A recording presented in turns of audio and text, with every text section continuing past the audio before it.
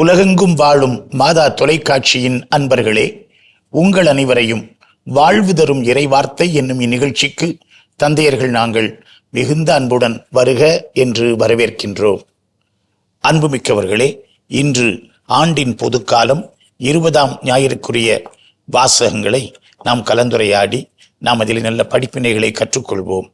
நாம் ஏற்கனவே அறிந்துள்ளபடி கடந்த 4 வாரங்களாக யோவான் நற்செய்தி 6ஆம் அதிகாரத்தை தொடர்ச்சியாக பார்த்து வருகிறோம். அதனுடைய ஒரு தொடர்ச்சியாகத்தான் இன்றைக்கு 6ஆம் அதிகாரம் 51 முதல் 58 முடிய உள்ள பகுதி நமக்கு நற்செய்தியாக தரப்பட்டிருக்கிறது.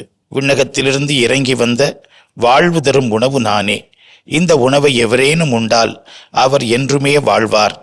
எனது சதையை உணவாக கொடுக்கிறேன், அதை உலகு வாழ்வதற்காகவே கொடுக்கிறேன் என்று இயேசு மொழிந்த இந்த அமுத மொழிகளை நாம் எப்பொழுதுமே உள்ளத்தில் இருத்தி சிந்தித்திருக்கிறோம். இந்த வாசகம் ஆண்டவர் இயேசு கலிலேய கடற்கரையில் மக்களை நோக்கி சொன்ன அழகான வாசகமாகும்.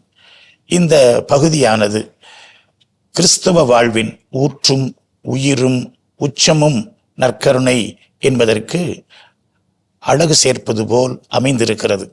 ஏனென்றால் ஆண்டவருடைய உடலால் நாம் வாழுகிறோம், ஆண்டவருடைய இரத்தத்தால் நாம் வாழுகிறோம்.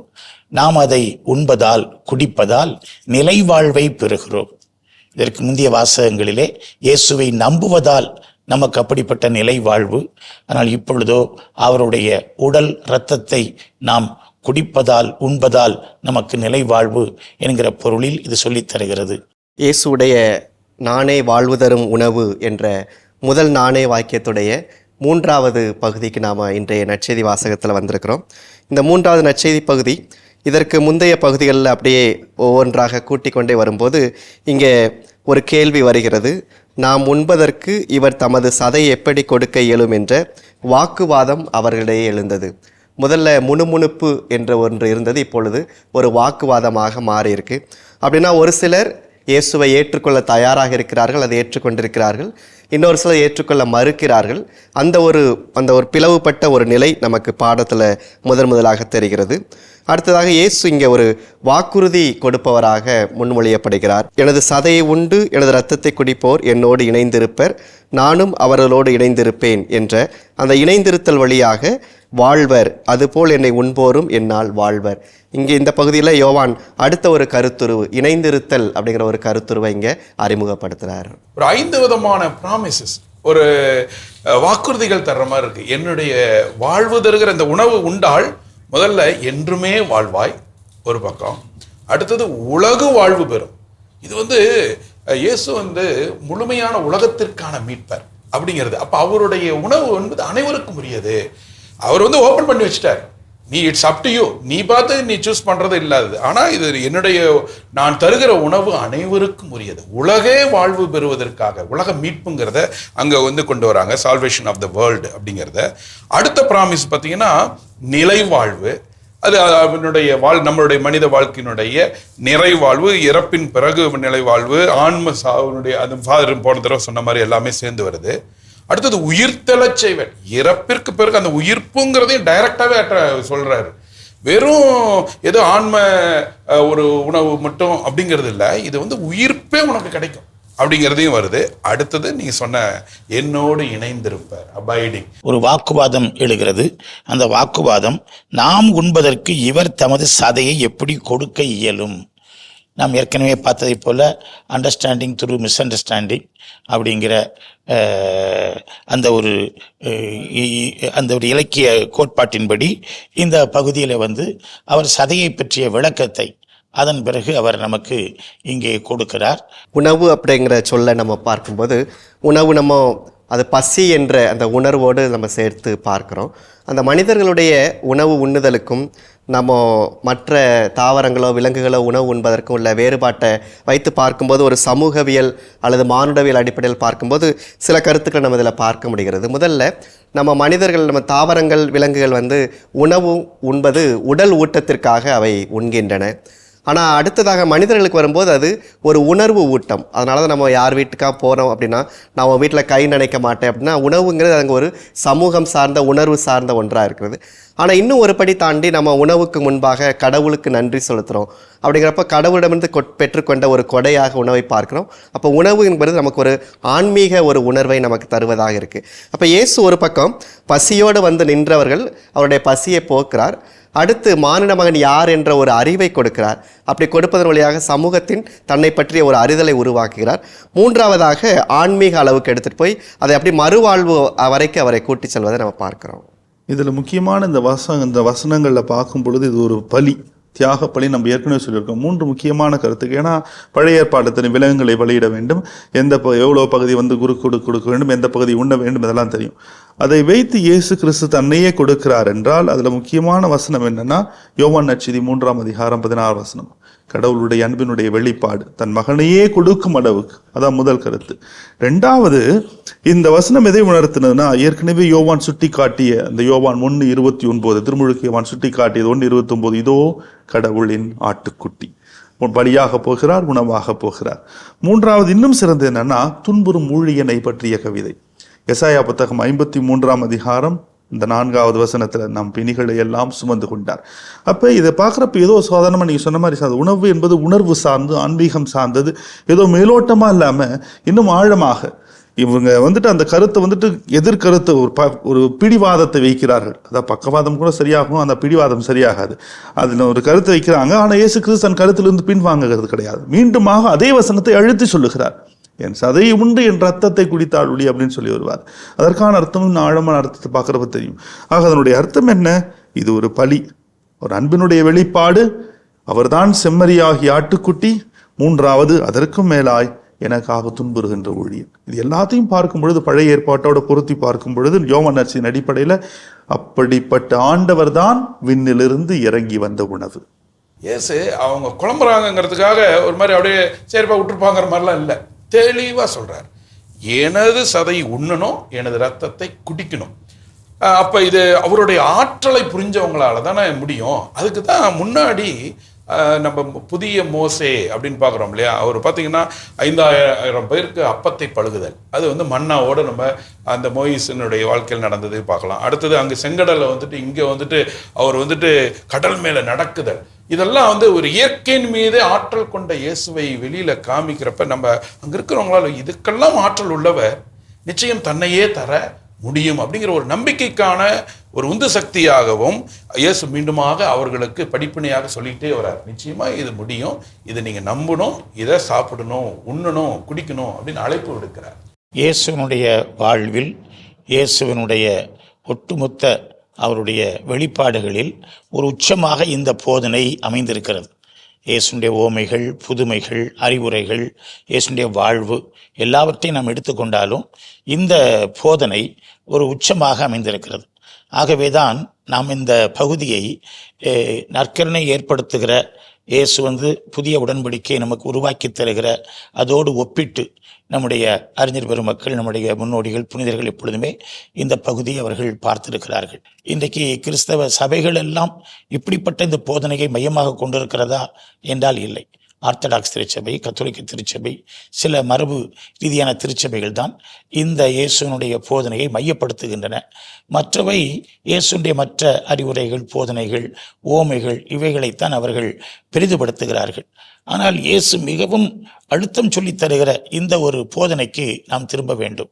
புதிய போதனைக்கல்ல, இங்கே நமக்கு வலியுறுத்துகிற இந்த போதனை, என் உடலை உண்ணுங்கள், என் இரத்தத்தை குடியுங்கள், நீங்கள் நிலைவாழ்வு பெறுவீர்கள். நிலைவாழ்வு தருகிற இந்த அடையாளத்தை, அருள் அடையாளத்தை எப்படி நாம் இன்றைக்கு கொண்டாடுவது, இன்றைக்கு அதை எப்படி நம்ம சமுதாயத்திற்கு வழங்குவது, இந்த இறை அனுபவத்தை எப்படி பெறுவது அப்படிங்கிறத இதில் இருக்கிறபடியான விழுமியத்தோடு நாம் அதை பெறுதல் வேண்டும். ஆக புதிய கருத்தல்ல, இருக்கிற கருத்தை மீட்டெடுக்க வேண்டும் அப்படிங்கிறது நமக்கு தெளிவாக தெரிகிறது. முன்னோர் உண்ட உணவு என்று மன்னாவை அவர்கள் சுட்டி காட்டினார்கள். இப்போ மன்னாவை எடுத்து மன்னாவுக்கும் இதுக்கும் உள்ள வித்தியாசம் பார்க்கும்போது, மன்னால ஒரு டிஸ்டன்ஸ் இருந்தது, கடவுள் உணவை கொடுத்தார், மக்கள் உணவை உண்டார்கள். ஆனால் இங்கே இயேசுவே உணவாக மாறுகிறார். கடவுள் இறங்கி வருகிற அந்த தன்மையை குறிக்கிறது. அப்போ இந்த சூழ்நிலையில் வந்துக்கிட்டு தந்தைவர்கள் சொன்னது, ஏன்னா ரத்தத்தில் வந்து உயிர் இருக்குது. நீங்கள் சொன்னீங்க லேவியர் அந்த 17ஆம் அதிகாரம் 13, 14 கூட வருது. அதே போல் 7ஆம் அதிகாரம் 26, 27 கூட வருது. அது வந்து தடை செய்யப்பட்டது. எந்த விலங்கினுடைய ரத்தத்தையும் குடிக்கக்கூடாது. அதே நேரத்தில் அந்த விலங்கினுடைய உணவு உண்ணும் பொழுது அந்த ரத்தம் எல்லாத்தையும் வந்துட்டு வெளியேற்றி விட்டு அதன் பிறகுதான் சாப்பிடணும் அப்படின்லாம் சொல்லியிருந்தது. ஆனால் இதற்கான அர்த்தம் தெரிஞ்சுக்கணும்னா அந்த இரவு உணவு சமயத்தில் மத்தேயு நற்செய்தி 26ஆம் அதிகாரம் 26லேருந்து 28 வரைக்கும் சொல்லுகின்ற வார்த்தை இது உடன்படிக்கையிலான என்ற அர்த்தம். அப்போ அதை பொருத்தி பார்க்கும்போது அதனுடைய அர்த்தம் தெரியும். இப்போ இன்னொன்று, இது நற்குணனை பற்றிய பகுதி நம்ம பலமுறை சொல்லிட்டு இருக்கிறோம். ஆனால் 2 வேறுபாடான கருத்துக்கள் வந்துட்டு விவிலி அறிஞர்கள் மத்தியில் இருக்குது. ஒரு சாரார் என்ன சொல்கிறாங்கன்னா, இது ஆண்டவர் இயேசுனுடைய மனித உரு எடுத்ததை மையமாக கொண்டது என்று சொல்லி ஒரு சிலர் சொல்லுவாங்க. அதற்கு அர்த்தம் என்ன சொல்லுவாங்கன்னா, இங்கே பயன்படுத்தப்பட்டிருக்கிற வார்த்தை சதை என்பது சார்க்ஸ் என்ற வார்த்தை பயன்படுத்தப்பட்டிருக்கும். ஆனால் உணவு பகுதிகளில் அந்த ஒத்தமிவு நட்சத்திரத்தில் பயன்படுத்தப்பட்டிருக்கிற வார்த்தை சோமா, உடல் என்று பயன்படுத்தப்பட்டிருக்கும். அப்போ அந்த சதை என்பது எதை குறிக்கிறது? இயேசு மனிதராக பிறந்தார், மனு உரு எடுத்தார் என்பதை மையப்படுத்தியும் சொல்வார்கள். ஆனால் அதற்கு எதிரான கருத்துக்கள் நம்ம சொல்லிட்ட நற்கருணை பற்றிய கருத்து. காரணம் என்னன்னா, மன்னா, நீங்க சொன்ன மாதிரி மன்னா, அந்த மன்னா நம்மளுடைய அந்த கத்தோலிக்க திருவினுடைய மறைக்கல்வி கூட அதை தான் மையப்படுத்தி அந்த உணவு ஆன்மீக உணவு என்று சொல்லுகின்ற ஒரு அற்புதமான கருத்து. அதன் பிறகு இரவு உணவு என் பகுதி வந்துட்டு நமக்கு யோவான் நற்செய்தியில் பல முறை சொல்லியிருக்கிறோம். அதனால் இந்த பகுதி 6ஆம் அதிகாரம் 51-58 ஆண்டவர் இயேசுனுடைய இரவு உணவுக்கு ஒரு முத்தாய்ப்பாக அமைவதாக கூட பார்க்கலாம். ஏனெனில் அதற்கு இன்னொரு காரணம் என்னன்னா, நானே வானின்று இறங்கி வந்த உயிருள்ள உணவு. இந்த நற்செய்தி 6ஆம் அதிகாரம் 3ஆம் வசனத்தில் நமக்கு தெரியும். தொடங்கும் பொழுது பாஸ்கா காலம் அண்மையில் இருந்தது. அப்போ அதனுடைய தொடர்படுத்தி பார்க்கும்பொழுது இது நற்கருணை. ஆனால் ஒரு சிலர் என்ன சொல்லுவாங்கன்னா, 2மே சேர்த்து கூட பார்க்கலாம். இயேசுவினுடைய மனித உரு, அதே நேரத்தில் நற்கருணை. இதை பொருத்தி பார்க்கும்பொழுது இன்னும் அர்த்தம் ஆழமாக தெரியும் என்று கூட சொல்லுவார்கள். அதனால தான் அது கடைசியாக வரப்ப அப்படிப்பட்ட நற்கருணை எனக்காக மனித உரு எடுத்து ஆண்டவரை நான் வரும்பொழுது என்ன செய்யணும்? நான் இணைந்திருக்க வேண்டும். இங்கே பார்த்தீங்கன்னா இன்னொன்று, தந்தைக்கு மகனுக்கு நமக்கு ஒரு லிங்க், ஒரு செயினை கொண்டு போகிற மாதிரி இருக்கு. அழகாக 57வது வார்த்தையில் நம்ம பார்க்குறோம். சொல்கிறார், வாழும் தந்தை என்னை அனுப்பினார், நானும் அவரால் வாழ்கிறேன், அதுபோல் என்னை உண்போரும் என்னால் வாழ்வர். அப்படிங்கிறப்ப தந்தையிடமிருந்து வாழ்வு, என்னிடமிருந்து உங்களுக்கு வாழ்வு அப்படின்ட்டு ஒரு மாதிரி அழகாக அந்த ஒரு செயினை கொண்டு வந்து நம்ம எல்லாரும் மீண்டுமாக தந்தைக்குள் வாழ்கிறோம் அப்படிங்கிற அந்த வாழ்வை பெறுகிறோம் அப்படிங்கிறத மீண்டும் அழுத்தமாக சொல்லப்படுறதை பார்க்க முடியும். இறையியலாளர்களின் இளவரசர் என்று அழைக்கப்படுபவர் புனித தோமா அக்வினாஸ். அவர் மிகச்சிறந்த தத்துவம், இறையியல் கருத்துக்களை நமக்கு தந்திருக்கிறார். அகஸ்தினாருடைய கோட்பாட்டு கருத்துக்களையும் கிரேக்க தத்துவத்தையும் உள்ளடக்கி அவர் ஃபிலாசபி, தியாலஜி, சும்மா தியாலஜி, சும்மா ஃபிலோசோஃபியே அருமையான தொகுப்பு நூல்களை அவர் தந்திருக்கிறார். அப்படிப்பட்ட ஒரு பெரிய பேரறிஞர் தன்னுடைய வாழ்வில் ஒரு கட்டத்தில், நான் எழுதியவை எல்லாம் வைக்கோல் குப்பை, நான் அதை எரித்துவிடப் போகிறேன் என்று தன்னுடைய அதிபரிடத்திலே சொல்லுகிறார். அதிபர், தோமா, நீ பெரிய கொடையை திருச்சபைக்கு கொடுத்திருக்கிறாய், நீ அதை எரிக்கக்கூடாது என்று அவரை தடுக்கிறார். அவர் அன்று முதல் எழுதுகிற அறைக்கு போகவே இல்லை. தோமா என்ன செய்கிறார் என்று எல்லாரும் அவரை கவனித்து பார்க்கிறார்கள். அதிலிருந்து 4 ஆண்டுகள் அவர் அதிகம் யாரிடத்திலும் பேசவும் இல்லை, அவர் எதையும் எழுதவும் இல்லை. அவர் சென்றதெல்லாம் கோவிலுக்கு நற்கருணை ஆண்டவரை எடுத்து வைத்து அவருக்கு முன்பாக முழந்தாள் படியிட்டு அவரை சரணாகதியாய் விழுந்து அவரை ஆராதிப்பது ஒன்றையே அவர் செய்து வந்தார் என்று. பிறகு அவரிடத்திலே கேள்விகள் கேட்கிறார்கள். என்ன தோமா, எவ்வளவு ஞானமாய் எவ்வளவு விவரங்களை எல்லாம் உலகத்துக்கு எழுதி கொடுத்து ஸ்காலாஸ்டிக் ஃபிலாசபி தியாலஜியெல்லாம் கொடுத்துட்டு நீ இப்படி அமைதியாக போயிட்டிய அப்படின்னு கேட்ட பொழுது அவர் சொன்னார், நான் மிகச் சரியானவற்றை வாழ்க்கையில் கண்டு கொண்டேன்னு சொல்லி. அப்போதான் திருத்தந்தையனுடைய அழைப்பை ஏற்று நற்கருணையை பற்றி ஒரு பாட்டு எழுதி கொடுங்கன்னு சொன்ன உடனே அவர் எழுதி கொடுத்த பாடல் தான் தாந்தும் எர்கோ சாக்கிரமெந்தும், மாண்புயர் இவ்வருட அனுமானத்தை தாழ்ந்து பணிந்து ஆராதிப்போம் சொல்லி. அப்போ அவர் சொன்ன விளக்கம் அதுதான். விண்ணாளும் கடவுள் மனிதராய், ஒரு குழந்தையாய், ஒரு ஏழையாய், உருவமில்லாத வார்த்தையானவர் உருவம் கொண்டு மனிதத்திலே அவர் வந்தார். அதே பெரிய ஒரு மறைபொருள், பெரிய ஆச்சரியம். அப்படிப்பட்ட அந்த கடவுள் இந்த எளிய அப்பத்தூண்டுல நற்கருணையில அவர் இருக்கிறார் அப்படிங்கிறது ஒரு பெரிய ஆச்சரியம். அதை நம்ப அவர் அழைக்கிறார். இப்போ இந்த பகுதியெல்லாம் அதைத்தான் திரும்ப திரும்ப நமக்கு சொல்லித் தருகிறது. நான் அந்த மறைபொருளில் ஒன்றித்து அதோடு இணைந்திருக்க விரும்புகிறேன்.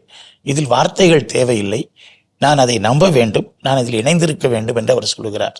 இப்படிப்பட்ட பரவச அனுபவத்தை திருச்செந்தூர் வரலாற்றில் எத்தனையோ புனிதர்கள், எத்தனையோ மாமனிதர்கள், எத்தனையோ பேர் பெற்றிருக்கிறார்கள். அறிஞர்கள் மட்டுமல்ல, சாமானியர்கள் எல்லாருமே பெற்றிருக்கிறார்கள்.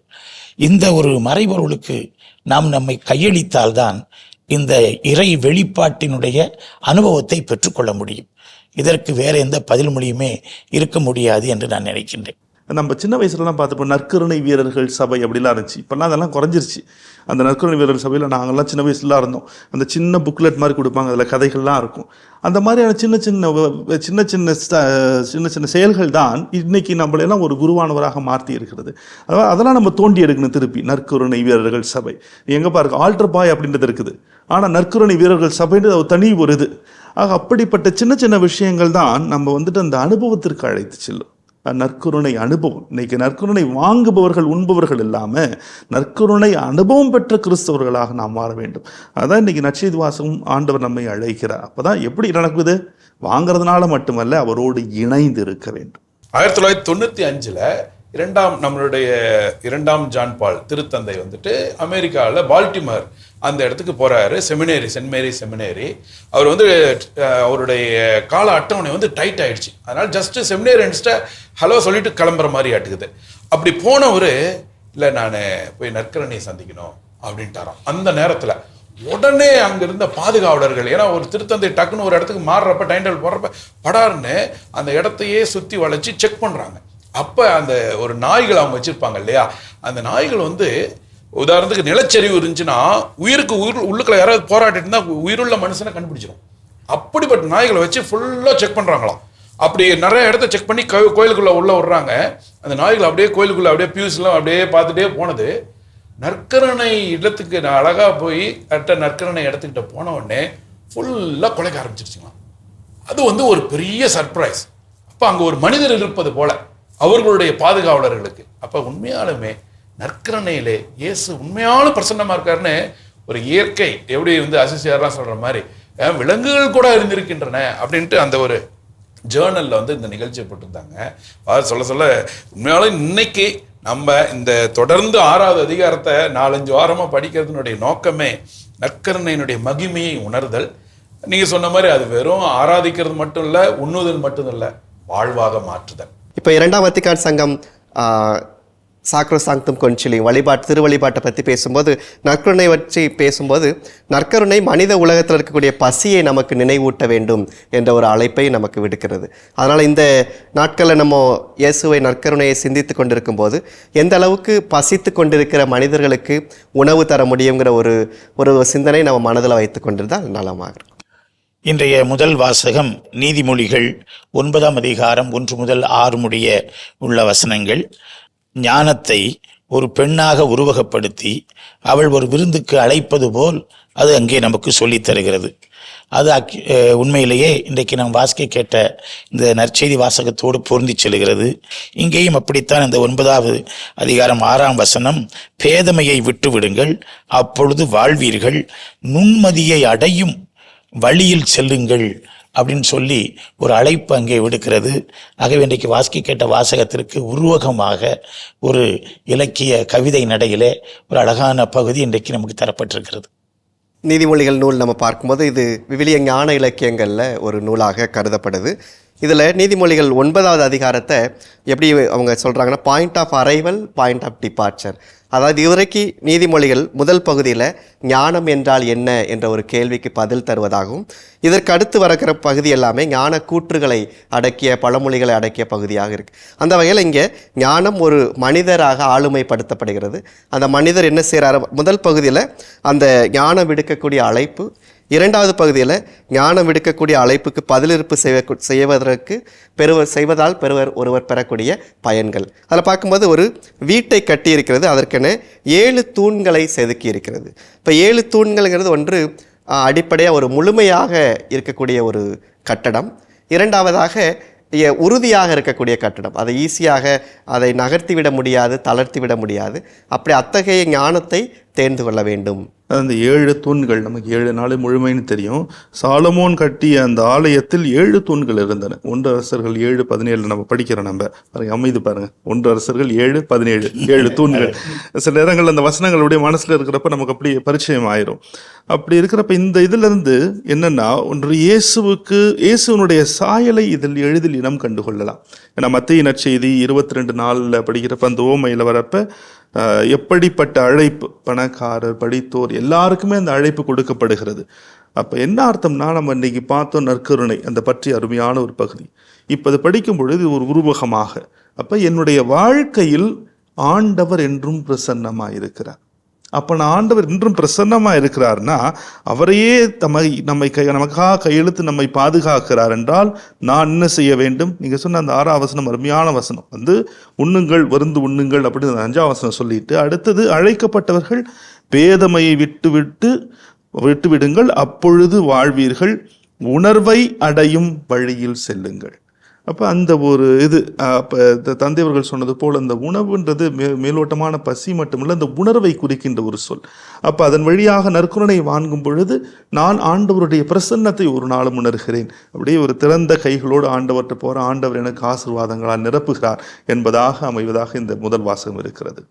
இந்த பகுதியுடைய ஒரு இலக்கிய கூறுன்னு பார்க்கும்போது, ஞான இலக்கியங்கள் பெரும்பாலும் 2 வழிகளை முன்வைத்து அதில் ஒரு வழியை தேர்ந்து கொள்ள நமக்கு அழைப்பு விடுக்கும்.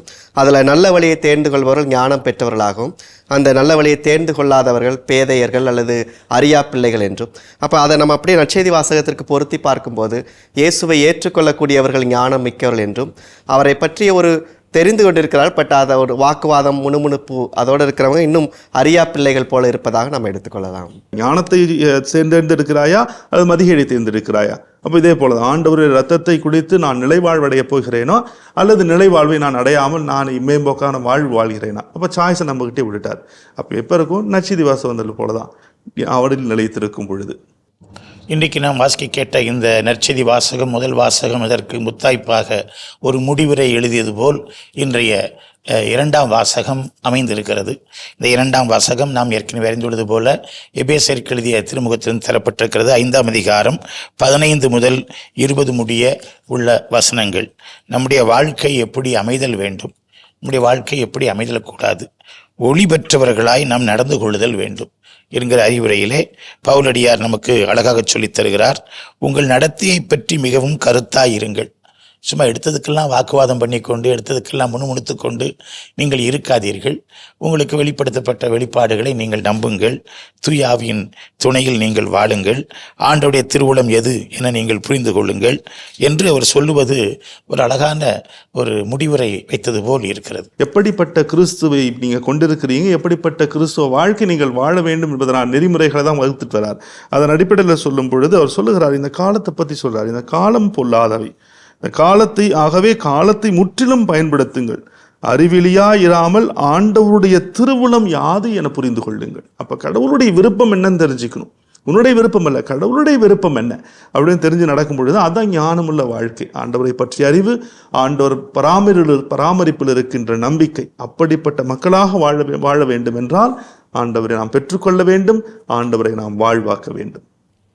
கிறிஸ்துவில் ஒருவர் பெறக்கூடிய புது வாழ்வை பற்றி பேசக்கூடிய பவுலடியார் இந்த எபேசு நகர திரு அவைக்கு எழுதும்போது நம்ம கடந்த வாரங்களில் பார்த்தது போல உங்களுடைய உளப்பாங்கு புதுப்பிக்கப்பட வேண்டும் அதை தொடங்குகிறார். அந்த உளப்பாங்க அப்படியே ஒவ்வொரு கட்டமாக அவர் நகர்த்துகிறார். முதல்ல உளப்பாங்கு அகம் சார்ந்த ஒன்று, இப்போ நீதியும் தூய்மையும் உள்ள வேண்டும். அடுத்து அறநெறி சார்ந்த வாழ்வு, எனக்கும் மற்றவருக்கும் உள்ள ஒரு உறவு. கடைசியாக எனக்கும் கடவுளுக்குமான ஒரு உறவில் முடிக்கிறப்ப தன்மைய வாழ்வு, பிறர் மைய வாழ்வு, இறை மைய வாழ்வு என்று நகர்த்துகிறார் பவுல். நான் திருப்பலிக்கு போய் உண்மையான பிரசனம் உள்ள உண்மையான கடவுளை நான் பெற்ற பிறகு என் வாழ்க்கை எப்படியாக இருக்கணும் அப்படிங்கிறதுக்கு உண்மையாலுமே எபேசியர் நம்ம தொடர்ந்து படிச்சுட்டு இருக்கிறது அழகாக முடிவுரை. நீங்கள் சொல்கிற மாதிரி அது நம்ம வாழ்க்கைக்கு ஒரு முடிவுரையாகவே இருக்கிறது. ஆனால் இது என்னென்னா அழகாக கடைசியில் முடிக்கிறார், நம்ம ஆண்டவராக இயேசு கிறிஸ்துவின் பெயரால் எல்லாவற்றிற்காகவும் எப்போதும் தந்தையாம் கடவுளுக்கு நன்றி செலுத்துங்கள். எல்லாம் கொண்டு போய் தந்தைகிட்ட தான் போய் முடிகிறது. ஏன்னா தந்தை வழியாக நம்ம மகன் இயேசுவை பெற்றோம், அந்த மகன் மீண்டுமாக தந்தையிட்ட தான் அழைத்து செல்றார். அப்போ நான் இயேசுவை நான் உணவாக உண்ணுவது அந்த தந்தையானவரை போற்றி புகழ்ந்து நன்றியோடு வாழ்வது தான். பவுல் வந்து ஒரு ப்ராக்டிக்கல் மேன். அதே நேரத்தில் இந்த காலத்தில் படித்தாலும் அது நமக்கு ஏற்றதாகத்தான் இருக்கும். பாருங்க, இந்த 18ஆம் வசனம் மிக முக்கியமான வசனம். ஏன் நான் அடுத்தவனை பற்றி பேசுகிறேன்? காரணமாக தான், முக்கியமான காரணமாக தான். திராட்சை மது அருந்து குடிவெருக்கு ஆளாகாதீர்கள். இன்னைக்கு நடக்கிற சூழ்நிலைகளுக்கு இதுதான். இன்னைக்கு மதுவுக்கு அடிமையாக இருக்கின்ற குடும்பங்கள் எத்தனை. அதாவது எங்கேயோ படித்த கவிதை, நான் ஒரு முறை சொன்னேன் என்னன்னு தெரியல, சில புது கவிதை ஒன்று. அது என்னன்னா, தண்ணியை ஒருத்தர் குடிகாரன் குடிச்சிட்டு படுத்துட்டு இருக்கான், அவனுடைய வேட்டி தனியாக கிடக்குது, இவன் தனியாக கிடக்குறான். அப்போ வந்து அந்த கவிஞர் எழுதுறாரு, வேட்டி சொன்னது, அந்த மானங்கெட்ட குடிகார பையில் இடுப்பில் இருப்பது அவமானம் என்பதால் விலகி கொண்டேன். இன்னைக்கு இதுதான் வாழ்க்கை. அப்ப நான் எதை நினைக்கிறேனோ அதுவாக நான் மாறுகிறேன். நான் ஆண்டவர், அந்த இறை மைய உறவு, அந்த ஆண்டவர் மீது இருக்கின்ற உறவு எனக்கு அதிகப்படும் பொழுது பிறர் மீது இருக்கின்ற உறவும் எனக்கு வலுப்படும், என்னை பற்றிய புரிதலும் அதிகமாகும். அதனால்தான் அப்போதான் நான் கடைசியில் என்ன சொல்லுவேன், ஆண்டவரே உமக்கு நன்றி. கடைசியில் முடிக்கும் பொழுது ஆண்டவரின் பெயரால், ஏனெனில் ஆண்டவர் எனக்கு நல்லதுதான் செய்வார், நல்லதை செய்தவர், நல்லதை செய்து கொண்டிருப்பவர், நல்லதை செய்ய போகிறவர், ஆண்டவரே உமக்கு நன்றி என்ற ஒரு வார்த்தை நமக்கு வந்து அர்த்தம் உள்ளதாக இருக்கும். அழகு அழகு. நம் ஆண்டவராகிய இயேசு கிறிஸ்துவின் பெயரால் எல்லாவற்றிற்காகவும் எப்போதும் தந்தையாம் கடவுளுக்கு நன்றி செலுத்துங்கள் அப்படின்னு சொல்லி அவர் முடிக்கிறார்.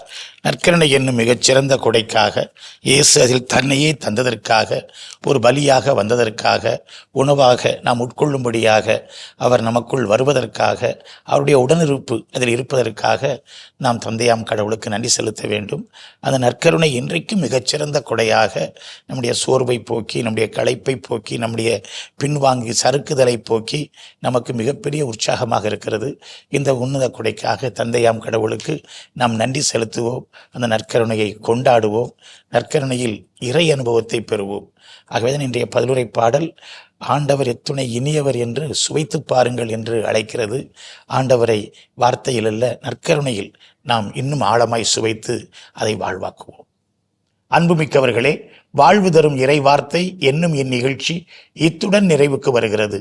மீண்டும் அடுத்த நிகழ்ச்சியில் உங்களை சந்திக்கும் வரை உங்களிடமிருந்து அன்புடன் விடைபெறுகிறோம். இயேசுவுக்கு புகழ், இயேசுவுக்கு நன்றி. மரியே வாழ்க.